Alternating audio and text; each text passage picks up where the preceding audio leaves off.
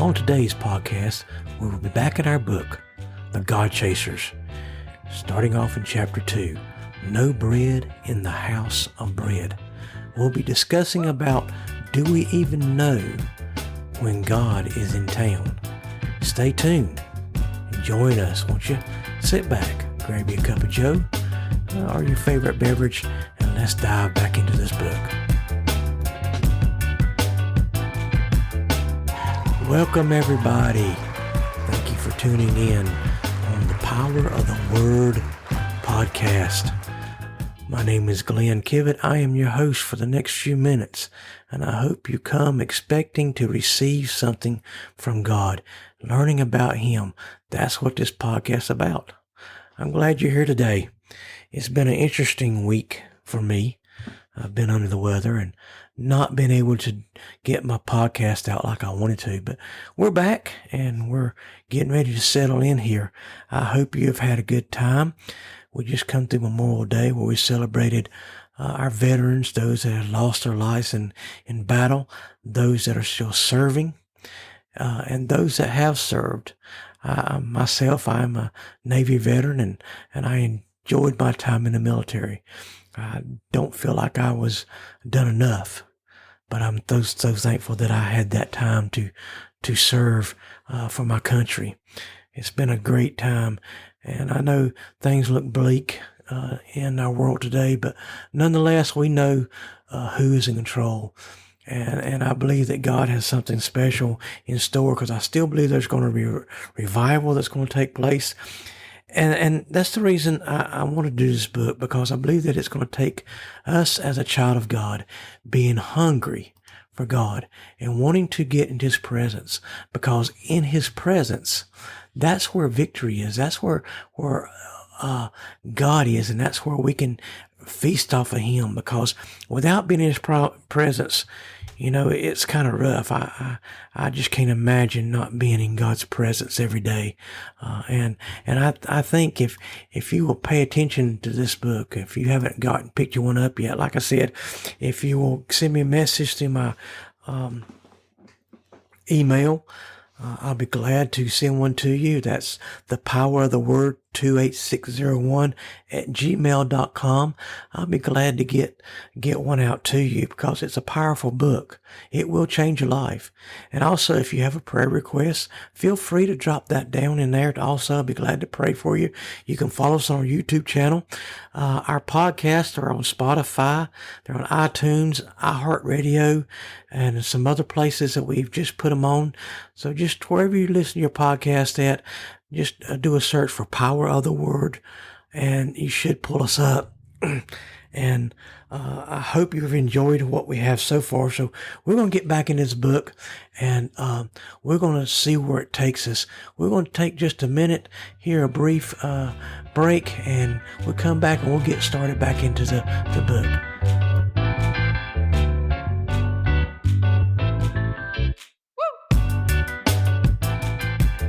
Welcome back, guys. We're going to get started here. We're not going to do too much reading today.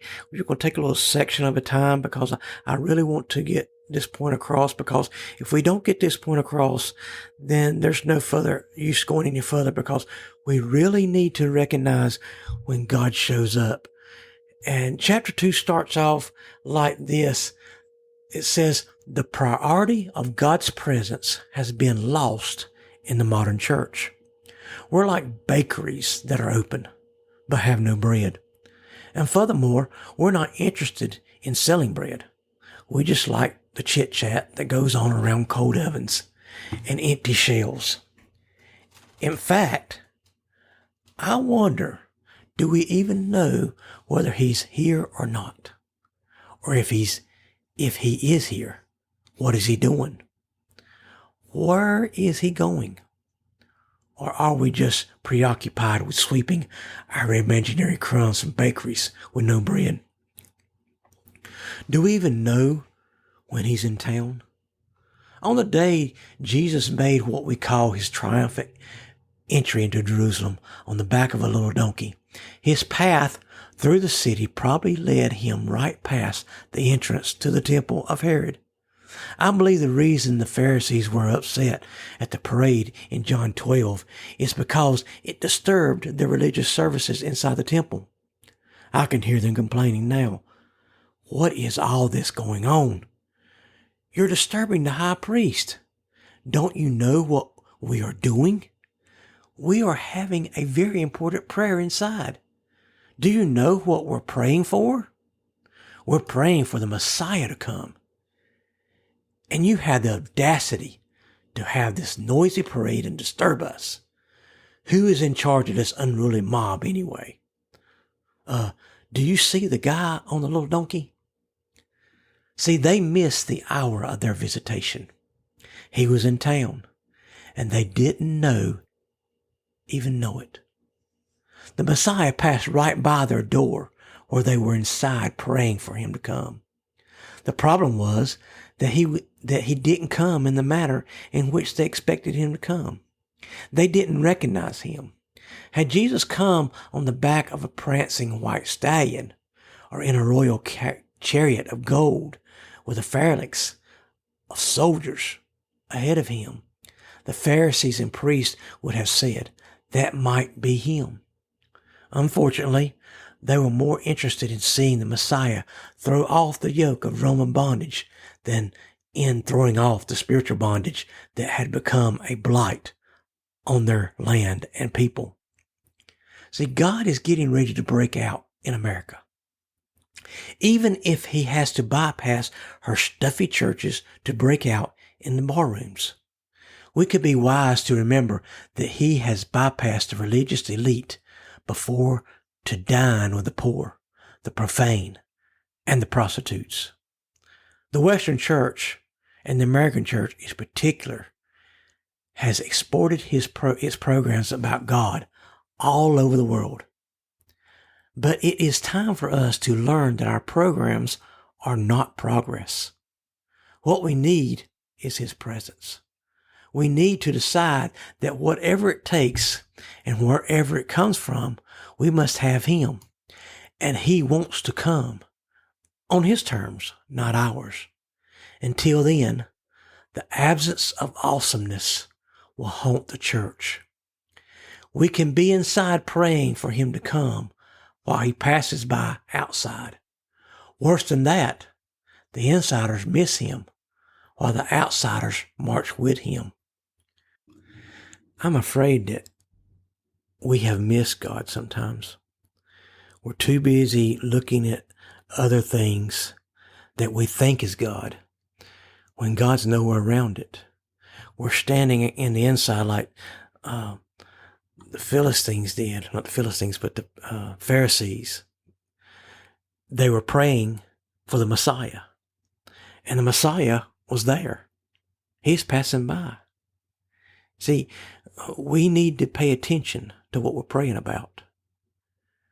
Sometimes what we're praying about is not what God wants for us. See, they were praying for the wrong thing. And I'm afraid sometimes we miss God. We miss what's going on. Let me ask you a question. What do you think it would look like if God were to show up in your city or your town? Do people see that God has shown up in your life? Today, how can you let God show up? Think about it. The last time that you had revival at your church, the last time that God showed up in revival and people were changed, how many left there seeing God change their life and people on the outside saw it? Did they go out and make a difference in the community? You know, that's what it's going to take. When God shows up, we got to recognize he's there. And see, that was the problem with the Pharisees. They didn't recognize who was there. They didn't recognize him come by. And so many times we ourselves, we don't recognize him. We just see what we want to see. And we think that it's God. But in all reality, It's not. It's not God. We just really need to pay close attention to what's going on. Sometimes we miss God. We miss His presence. See, they were complaining about all the racket and everything outside, but that's where all the action was going on. That's where what was taking place out there is what we really need to know about. See, He was in town, and they didn't even know it. How many times have God showed up in your churches and you didn't know He was there? He passed right by the door and you didn't know it. See, the problem is we need to recognize it. See, it don't come in the way we think it would come all the time. It don't come in ways that we think it should. It comes when God wants it to come. His time, the way He wants it. And so we've got to be attuned to that. We got to be attuned to how He might want to come. And He didn't come in a blaze of glory. He didn't come in some of those revivals that they bring big preachers in and they bring all these crowds. So that's not revival. Revival is not until God's presence shows up. If God's presence doesn't show up, we might as well just close the doors. We might as well shut down and go do something else because God is nowhere around. We're going to take a break and we'll be right back.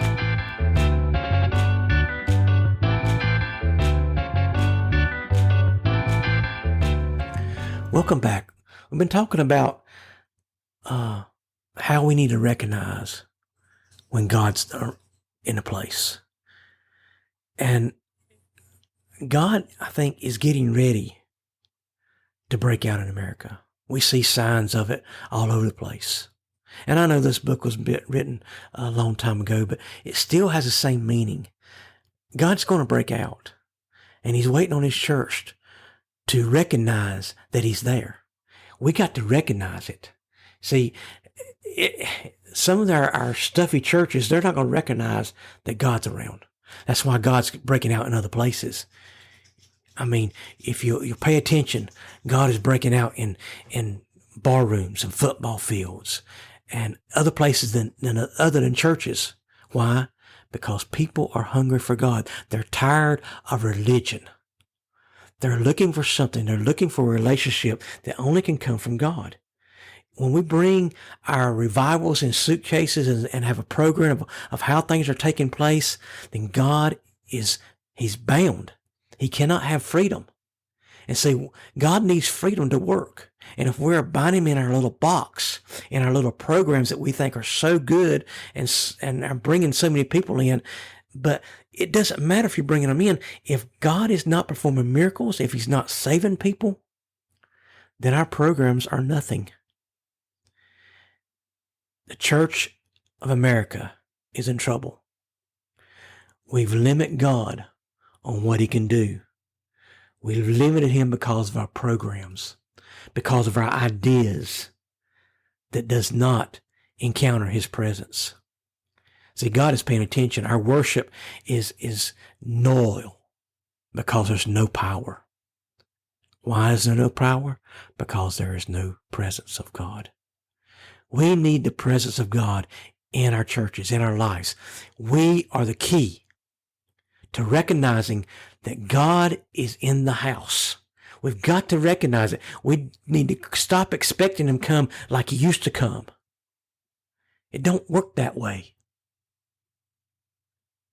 God is going to come the way He wants to in His time and in His place.